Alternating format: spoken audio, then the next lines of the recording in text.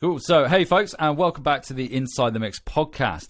In this episode, I'm very excited to welcome our guest today, Nicole Davis, a.k.a. Ghost Georgie. So, Nicole's a songwriter, audio engineer, and musician specializing in keyboards and vocals, and is happiest in the studio. And Nicole's going to share with us her musical background, the story behind Ghost Georgie, and her approach to songwriting. So, hi, Nicole, and thanks for joining me. How are you? Hi, I'm good. How are you? Yes, I'm very well, thank you. Very well. It's springtime in the UK, so we've actually got nice weather. For our international audience, the UK is often known as being quite rainy, but it's actually not today, which is great. For our audience listening, where are you joining us from? Los Angeles, California. Oh, wow, so much more glamorous than where I am. Amazing. Weather's nice here too. Yeah, I bet.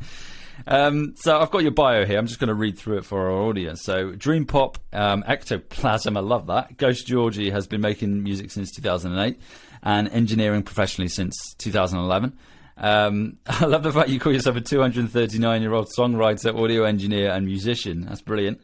After haunting Los Angeles since horse-drawn carriages rolled down Santa Monica Blvd, finally the debut EP Ghost Georgie is out. We'll talk about that a bit later on in the podcast. So if you enjoy the likes of Mazzy Star, Beach House, Bon Iver and Roxy music, oh yes, the Pumpkins album Adore, etc., you might enjoy this melancholic synth-pop apparition. That's such a cool bio, I gotta say. That's amazing. Brilliant stuff. So what I want to start off with, Georgie, is Ghost Georgie, is your sort of musical background. So what got you into music and where it all started? Yeah, so I started learning piano right around the time that I turned 16. I'd actually recently seen the movie Walk the Line, which inspired me to want to become a musician. I always loved writing my whole life, and when I was younger, I thought, perhaps I would, do books. I did a lot of poetry and stuff like that, and music was just kind of this form of writing that stuck. But after that, I started listening to old folk music, like the original Carter family deck recordings and stuff like that, and started learning harmonies, and just kind of went from there. Just started listening to kind of the foundations of folk and stuff like that. That kind of just sort of snowballed. Amazing. It's quite cool that you mentioned Walk the Line. I'm going to hopefully get this right. That's the Johnny Cash film? Is that right? Yeah. Amazing. Yeah, it's a great film, by the way. I haven't seen it in years. I'll probably should go back and watch it. So in your bio, you mentioned keyboards and vocals. So your musical background in terms of musicianship, are you self-taught? Have you had lessons, or is it like a mixture of the two? A mixture of the two. I did take lessons in the beginning, and then I also participated in a music program at my local community college, and then that kind of helped me get my chops up, and I minored in songwriting, and that I got a lot of my practice in the early years from there. Oh, amazing. And then just kept practicing. Is there is there an artist, or so you mentioned Walk the Line sort of influenced you to start this musical journey? Is there an artist or an album or a song that has an indelible mark on you as a musician that really inspires you? Yeah, Ryan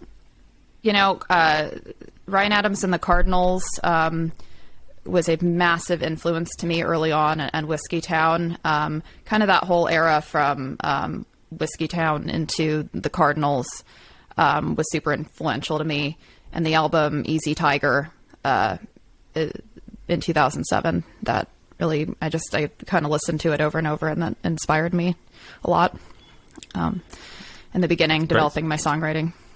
Yeah, amazing. I'm gonna level you now. I'm not overly familiar with the album. I've heard of the artist, but I couldn't name any of their songs. Can you just give us a brief, let's put you on the spot now, a brief description of what the sort of the musical or the sonic soundscape is of that particular artist and the music? Yeah, so the Whiskey Town era is more Americana, and then getting into a little bit of a blend between, alt rock and Americana for the Cardinals era. And I would say that, kind of arrangement wise, keyboards, guitar, bass, drums, some pedal steel, harmonies, lead vocals. it's simple, but it's also, I think it does the songs a lot of justice. Like, the layers sound nice, and it's the pedal steel to me is something about that era that really ties it together for me. I've just always loved it. Brilliant, thanks for that. I'll after the episode, I'll go and check that out, because it's, as I say, it's probably a genre or maybe an artist that I probably wouldn't have listened to in the past, but as with the audience as well, open to learning and listening to sort of new musicians and new music. So in your bio, I'm going off on a slight tangent now, you mentioned about being a professional engineer, or engineering professionally. Can you give us a bit more information on that, how that sort of came about? Yeah, so I met a great guy who ran a local studio back in 2010. He found a song of mine online that I was submitting for a festival, and he just happened to hear it, and he liked it. And he invited me to come by the studio and track a version of it, and I did. And then about a year after that, a little less, I started actually interning there, and so I started doing runner duties and getting to be a fly on the wall at the studio, and it was a really amazing experience because I got to learn everything hands-on. So I would get to sit in on amazing sessions and just kind of listen and learn and watch, and learned how to mic different instruments. And then I kind of went from that to being able to assist, and over the years, finally getting to work with my own clients and do lead stuff as well. So it just sort of evolved from fly on the wall to helping out and finally getting my own clients. And then over time, moving into more post-production stuff. In the beginning, it was a lot of bands in the studio, and which was amazing as well. But over time, I kind of went more into post. But that's where it started. That's amazing. Yeah, with Studio 9, Winslow Court, Hollywood. Brilliant.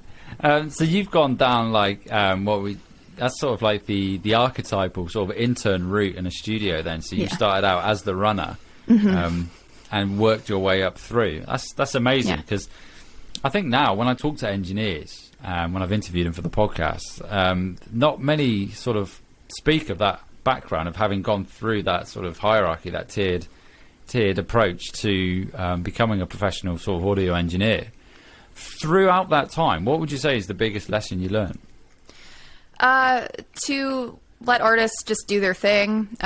You're there to capture a moment. So get everything set up ahead, be prepared, then just let them get in the zone, do their thing, and then you'll be in, I'll be in the best position to capture that moment, so that they can just be in their process and just kind of stay out of the way and just, be the witness to that. Fantastic. This is interesting because I had a podcast interview yesterday with another artist, Isle 9, and similar again. So he is a professional audio engineer, and I asked a similar question, and he sort of came up with the same answer. And I also asked him what was the biggest challenge as working as a professional in a studio. Can you think of what the biggest challenge would be? Yeah, or is? Sure. Yeah, I mean, in the era of doing a lot of bands, it would be when maybe something is needs to be sorted out, like there's some kind of something going on with the with Pro Tools, or there's something that is not quite right, and that's where the preparing in advance comes in. But sometimes things just happen on the fly, and so the challenge can be when there's like 10 people talking around you and at you, to just stay chill and focus on resolving the issue without getting too distracted by people milling about and stuff like that. Probably those last minute things. Brilliant. It pretty much echoes what was said yesterday, really. I say yesterday for the audience listening, from the previous episode. In that, Tim's response was organisation. So I guess it's kind of similar to what you were saying there, and being prepared. Yeah. So he sort of said the exact same thing. And from my personal perspective, being on the other side of the glass as a musician, I was always terrible going into a studio. I'd always go in and I wouldn't have everything ready, much to my detriment. So the audience listening, just organisation and be prepared when you go into a studio, 100%. So what I'd like to move on to now is Ghost Georgie. So what I want to start with, the name. Is there a meaning behind the name? Well, I would tell you, Mark, but then I'd have to haunt you. As if I believe in ghosts. That's my next question. So do you believe in ghosts? This is a total tangent now. Absolutely. Yeah. Definitely. In fact, that studio I mentioned, it was haunted. Oh, was it? Yeah, I never saw anything there, but you would definitely feel something. It was built in 1917, and it was in an old Foley building, very early days of sound, and there would be times it's like 3 a.m., you're in there, and it feels just like there's a presence, like there's something there. Or nights I stayed over there when everything's off and everything's quiet and the electricity is, everything's shut down. I've had like a feeling almost like someone's kind of like sitting on my feet before. Oh, wow. But it's not an ominous presence. Like it sounds, a little scary, but it wasn't. It was actually it had a great vibe. Kind of unlike any Amazing. other. I can't say I've ever seen a ghost. I'm of the mindset. I'm open to the idea that ghosts exist. And I kind of want to see one. That way I could be yes or no. I've watched previous. We have series in the UK on paranormal activity and stuff. But nice. There's a place near me actually. It's an old prison, and you can go there and spend the night there. And the idea that it's haunted. And it's somewhere I wanted to go for a while because I really want. It's gone a total tangent now. I really want to actually like witness some form of apparition or something like that. I just find the whole thing really, really interesting. And I bought a flat. I say a flat, a maisonette as we call them in the UK. And it's quite old. It's probably about 150 years old. And I'm sure this place is haunted where I live. But then again, it could just be the building. I don't know. But no, it's interesting. Yeah, there are many, many podcasts on the supernatural. I'm sure there are. So I'm not going to dwell on it too long. So what inspired the creation of Ghost Georgie then? Getting away from the name, the actual musical side of things.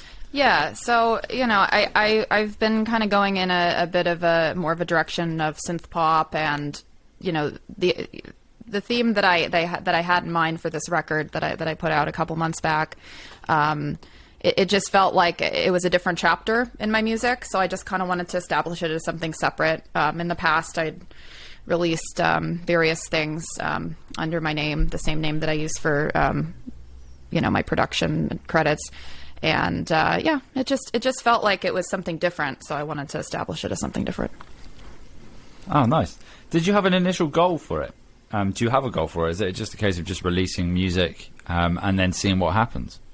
Yeah, mostly releasing music and seeing what happens. I started with the EP, and that was as far as I thought ahead at that time last year. But now, there's some other stuff coming up. Singles and things like that, and I want to actually release a full album as well, and hopefully probably next year, but going to be working on it this year. And then also collabs. That it's really expanded because since I've started this project, I've gotten to already work with some different musicians, and it's been really awesome. So more collaborations too, which wasn't my original intention. It just has organically happened, which is awesome. Brilliant. I have noticed when I listened back through your catalogue, and I think you mentioned it there, when you listen to the earlier stuff, would it be fair to say that it's quite different? I say earlier stuff, the music preceding the EP, that it's quite different. Would that be fair to say in the sonic soundscape? Yeah, I would say so. I released some instrumentals before the EP came out, and that's definitely. It was sort of a part of the evolution process of the sound, and the stuff that I released under my own name, it was more Americana and folk and stuff like that, although mixed. But yeah, it was definitely a different sound. Do you think you'll ever go back to that sound, or maybe incorporate it in the newer material? Yeah, for sure. Like for instance, this new single that I'm working on, it's I'm trying to blend acoustic instruments and a little bit on my analog synth and some digital synth stuff as well. So, it can be a little bit of it might not be as digestible for people as something that's super genreized, but I sort of like to just blend in different things that feel good. Would that be the single Panic? Would that be right? Yeah. Because I saw on your social media you're releasing a song. When is that song due to be released for our audience? The 2nd of May. Amazing. And it's just a single or an EP? A single? Just a single. Cool. What I'll do is I'll put a link to it in the show notes, because this episode will, it will go live after that date. I think probably a week after, maybe 2 weeks after. So that could tie in quite nicely. So can you tell us a bit more about the songwriting and composition of your EP? How did that whole sort of songwriting process start? Yeah, so the first song that I wrote for it was The Wolf. I recorded it actually entirely in that old studio, which is unfortunately closed now. But yeah, I got all the tracking done there. And much like how I write most of my songs, I think of the melody, and I usually start at the piano, sometimes guitar, and I just sort of feel it out. And then from there, that inspires me to, once I have a melody, to start writing the words, and it just kind of comes to me.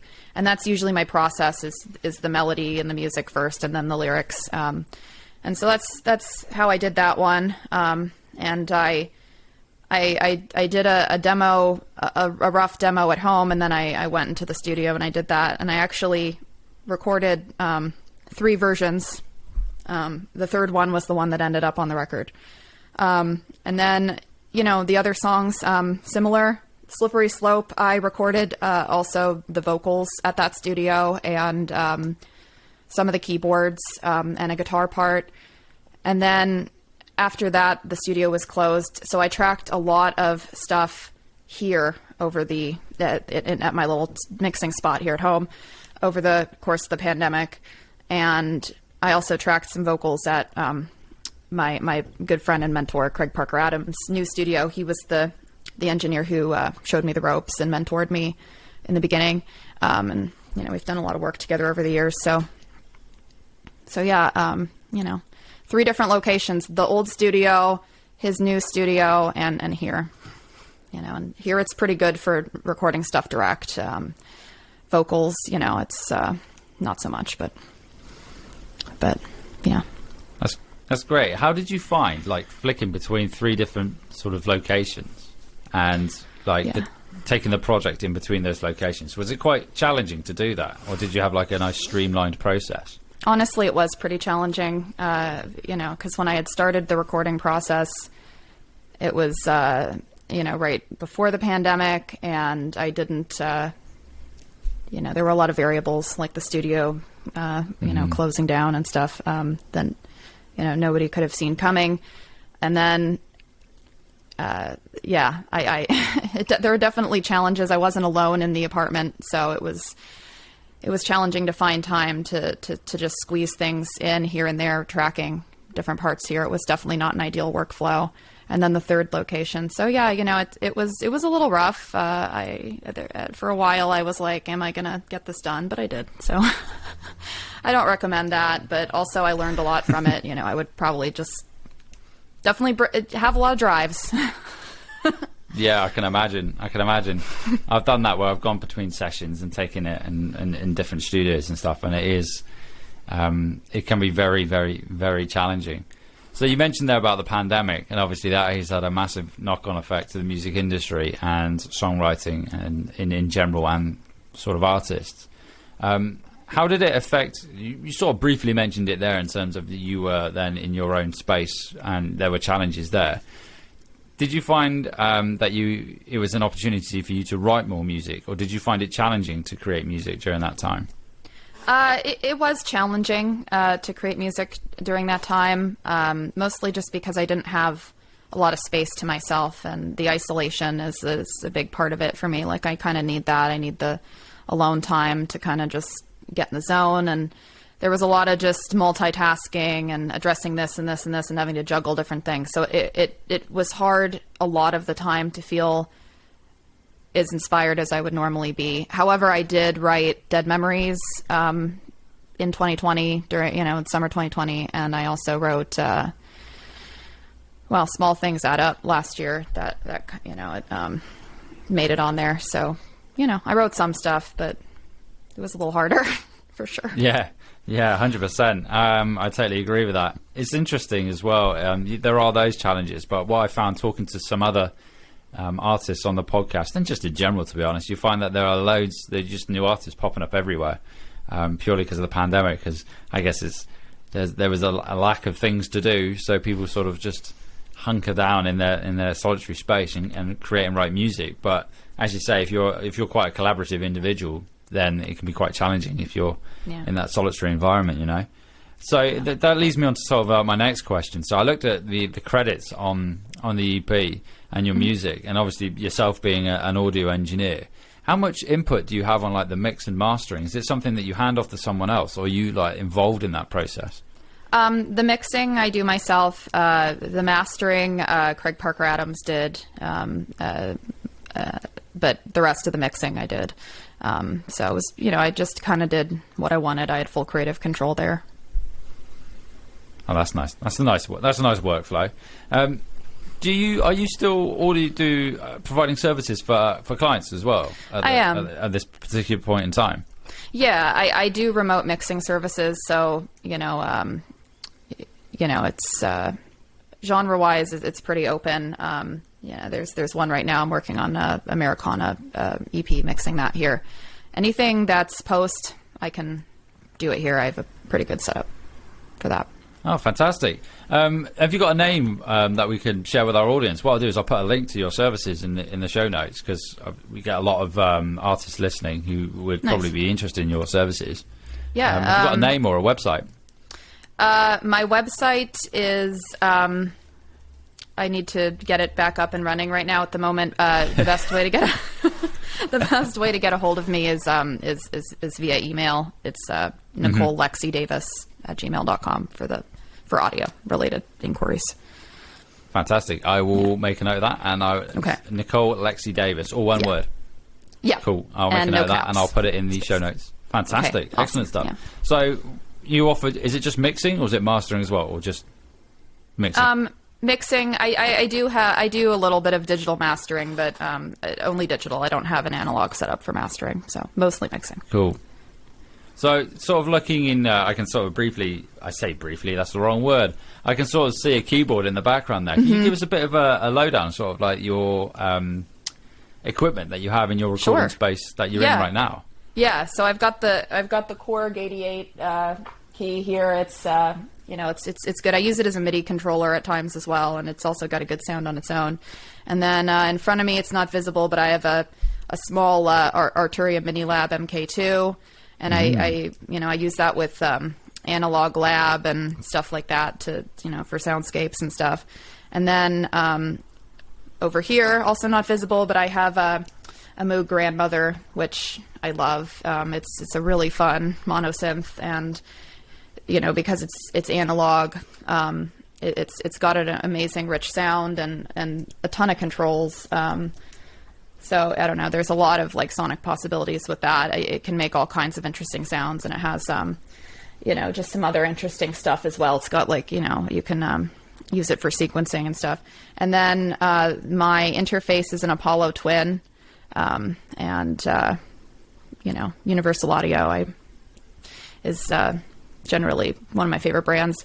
My DAW, I've got Pro Tools, and I'm on a Mac, and I also have a few guitars that I use as well. I have a Gretsch Honey Dipper resonator, which I love, and I also have a Squier Strat, and a Washburn acoustic, and let's see what else. I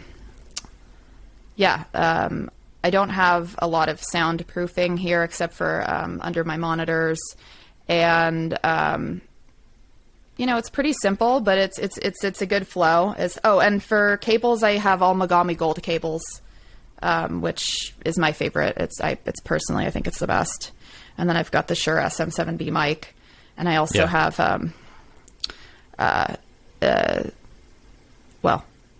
that's the primary mic that I'm using at the moment, is this mic. And then I've got Sennheiser headphones. So, yeah, pretty simple. Yeah, brilliant. Thanks for that rundown. So, are you using the SM7B for your vocals on your tracks as well? Some of the tracks. I used a Neumann U87 at the studio at Winslow Court studio, the old studio. So some of them are on that mic, some of them are on this mic. But yeah, pretty much just those two for everything. Vocals. Fantastic. Brilliant. Do you do all the editing for your vocals as well? I do. You mentioned earlier that you do post-production. I'm assuming you do all the post-production side of things as well? Yeah. All the editing and anything effects related. But yeah, all the comping. Do you find, I don't know, I'm like this with whenever I record guitar or bass, because I've recorded it, I spend more time editing it. Do you find that with your vocals, or have you got a nice, like, quick workflow that you have? That's a good question. It depends. Like, for instance, Dead Memories, it just came out right, just pretty much the first time. I just did a couple of takes, and the lead was just one take. But most of the time, I'll do it. You know, it takes me more time to edit it, and just find a good blend. I'll run through a few times, try to get a good amount of options to work with, and then just start comping. But sometimes it'll be like down to the there's this one word, so then I'm going to look through my my playlists and just till I find the right one. So that usually takes more time than actually recording it. Yeah. I find that I'll lay down like a bass line or a guitar part, and then I spend more time, as you mentioned there, actually editing it and moving bits and pieces about. I should probably pay better, to be honest. It probably says something about my technique more than more than anything else. You gotta find it. It's a journey. Yeah, well, exactly. Yeah, you mentioned earlier about the song "Slippery Slope," which is one of my favourite on the EP. I got to say.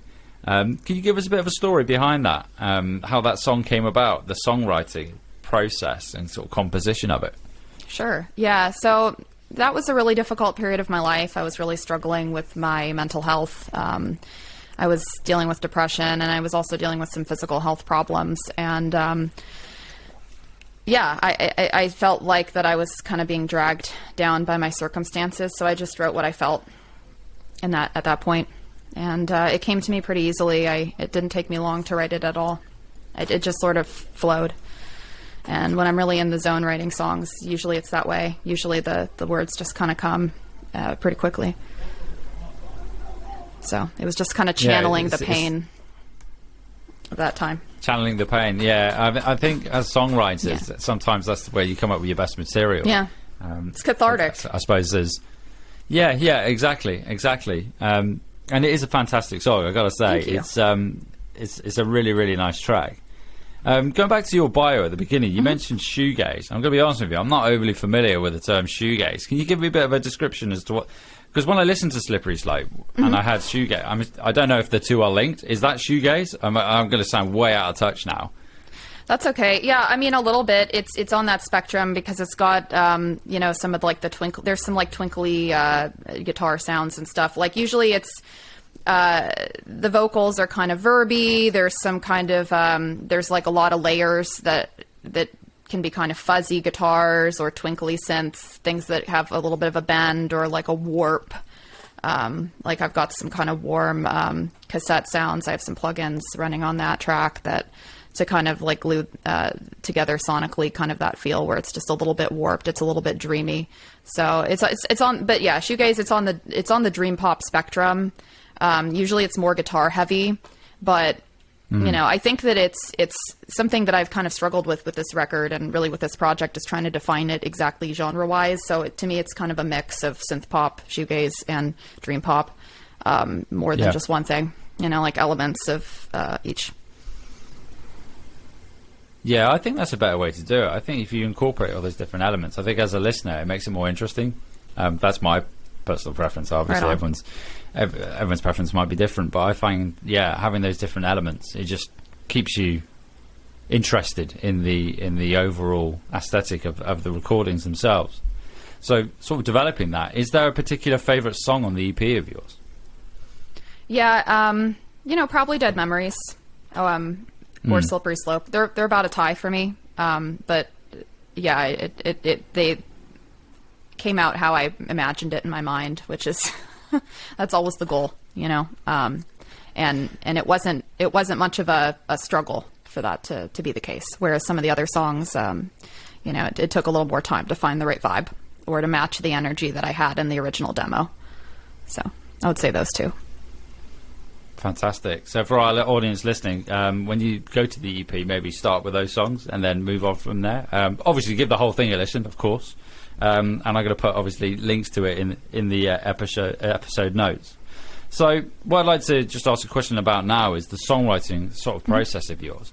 Do you have, like, where you do your songwriting, do you have, like, set times and think, right, I'm going to start writing then? Or do you just write when the sort of moment, you know what, I have an idea, I'm going to quickly sit down now and knock this idea out?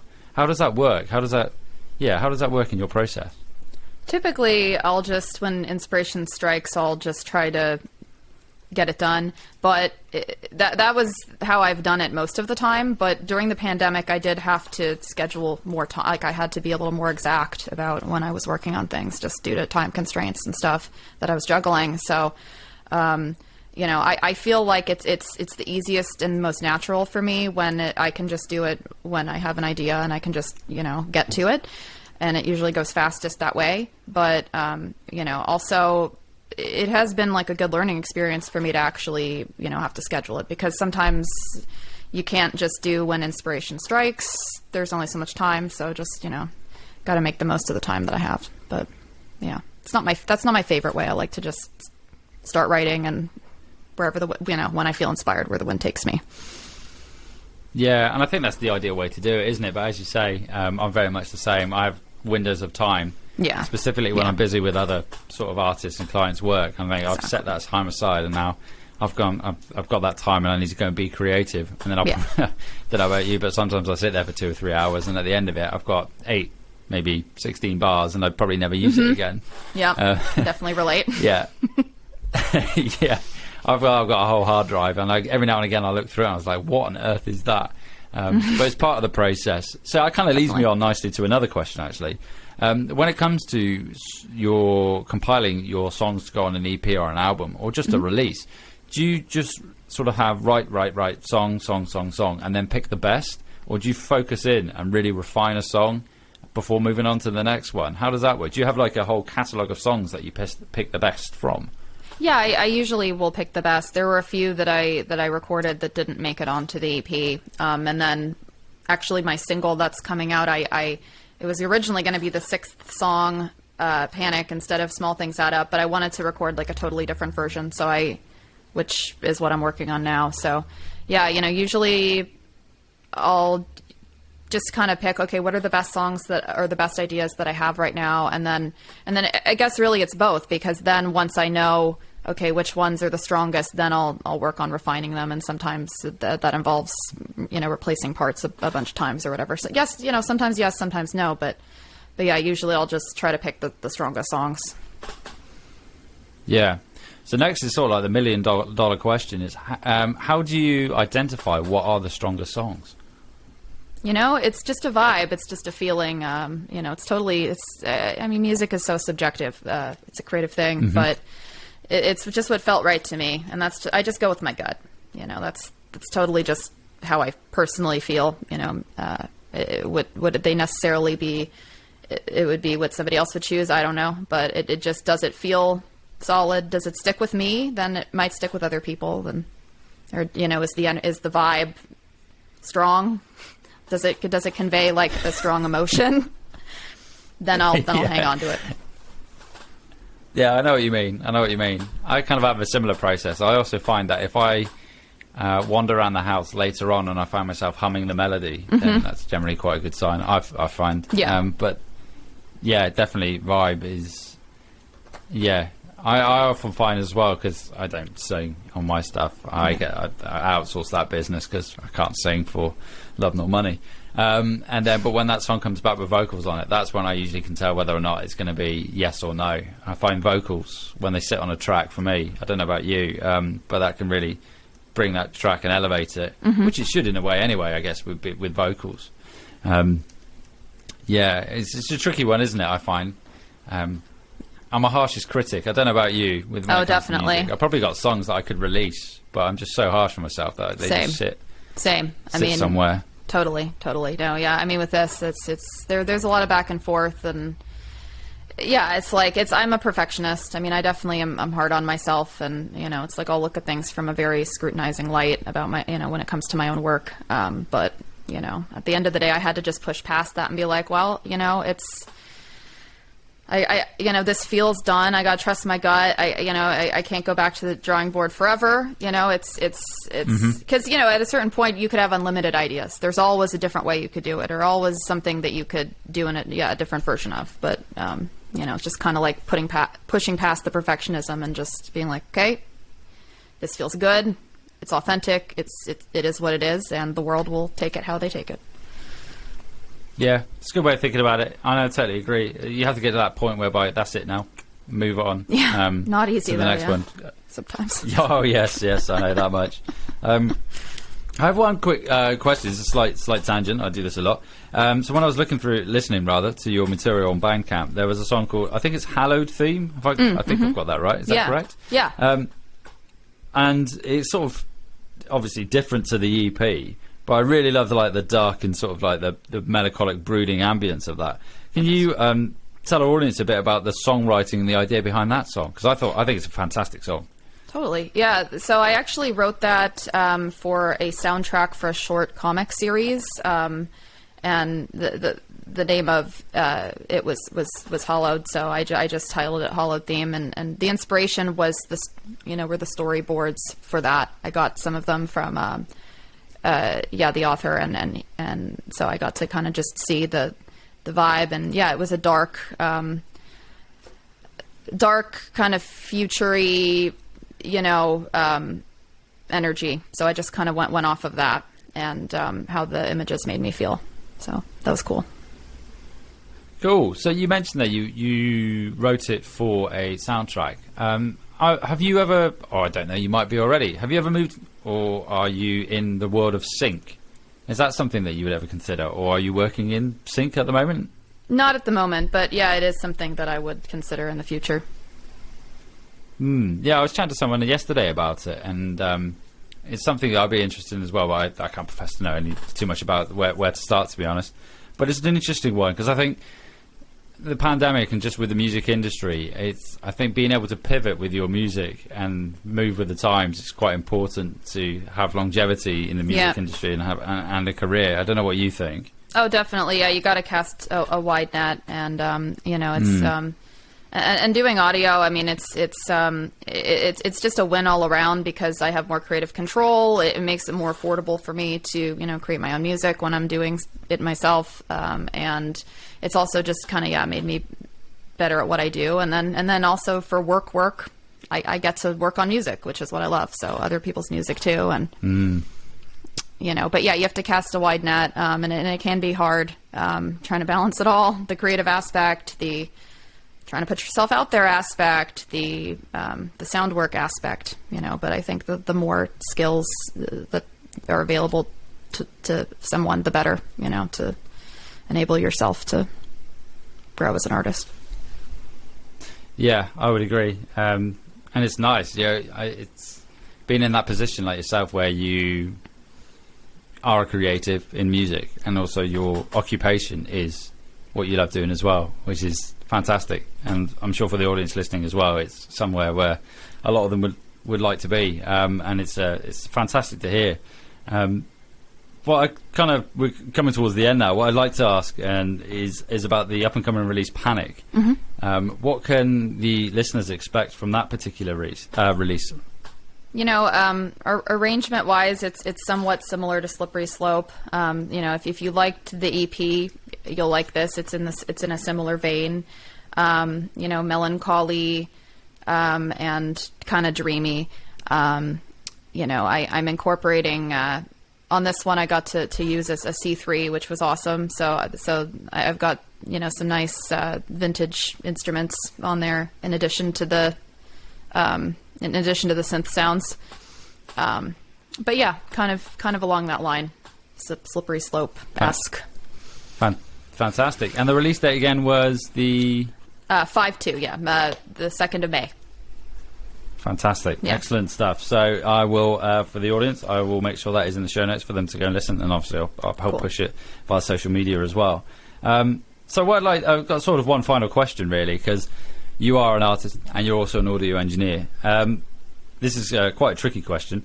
Okay. What advice would you give to someone who's just starting out in the audio industry? So they're in a similar position to yourself way back when. They're a creative and they want to sort of get their foot in the door in the audio industry, in audio engineering.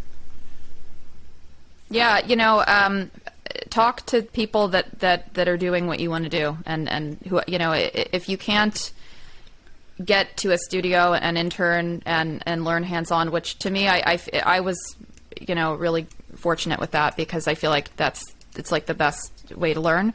But if that's not accessible, then just trying to talk to other engineers, people that are further along than you, and just kind of just hear their experience and whatever questions, like, do you have any tips, things like that. I mean, and also just kind of expecting that it's going to be a journey, that you have to put the time into learning the skills. And, there's some stuff, like, for instance, there's a book called Mastering Audio by Bob Katz, which I recommend. That's a good one to learn. But the best way to learn is to just do. So practice. Or even if you're just on your own with your computer, just start listening to recordings that you admire and try to ask yourself, okay, what is it about this that I like? And then see if you can recreate those sounds, to just kind of practice and try to figure out, how do I, try making a snare, like different snare tuning. Try, just figure out what works and doesn't work. Try to do covers and just get your chops up and practice. And be consistent, and open to, just knowing that there's always going to be more to learn. Yeah, I would totally agree with that. And I think I was once again having a conversation on another episode as well, where it was a case of, I think we came to the agreement was that we're always learning as creatives, and it's important to continuously practice, as you mentioned, practice. Never think that you've cracked it. Yeah. And then try new things. And the Bob Katz book as well is fantastic. I'm a massive advocate of that. I've read that. I've got it. It is a manual of mine as well. It's a brilliant book, isn't it? I think that's probably one of the first I may have bought way back when. Me too. Yeah, I love Bob Katz. Great stuff. So, where can our audience find you online? And do you, obviously we went through the key date of the Panic release. Yeah. So where can our audience find you online? So most everywhere my handle's just at Ghost Georgie. So Instagram, it's Ghost Georgie. Twitter, it's Ghost Georgie. There's a website, www.ghostgeorgie.com, and that has all my links in there too. I have a link tree, so that shows everything there as well. And yeah, I'm on Bandcamp, I'm on SoundCloud, on Spotify. It's same name, just Ghost Georgie. And if anyone any follows on there are great. But yeah, pretty much all those places, same handle. So brilliant. I'll put those in the show notes. Thank you for that. Sure. So yeah, Nicole, thank you so much for spending the time with me today. Thank you. And it's been great to pick your brains on your releases, and also the audio engineering side of things as well. So it's always cool to speak to a fellow audio engineer and music and artist as well. So songwriting, releasing artists, and how you juggle those two, which I'm sure the listeners will get a lot out of. And a big good luck as well for the release of Panic and the release coming up. And I'll be sure to help you push that as well as much as I can, awesome. with the limited reach I have. Appreciate it. No, my pleasure. And once again, big thank you for dropping by today. Yeah, thank you for having me. No problem. And I'll speak to you soon. All right. Talk to you soon. All right. Bye. Bye.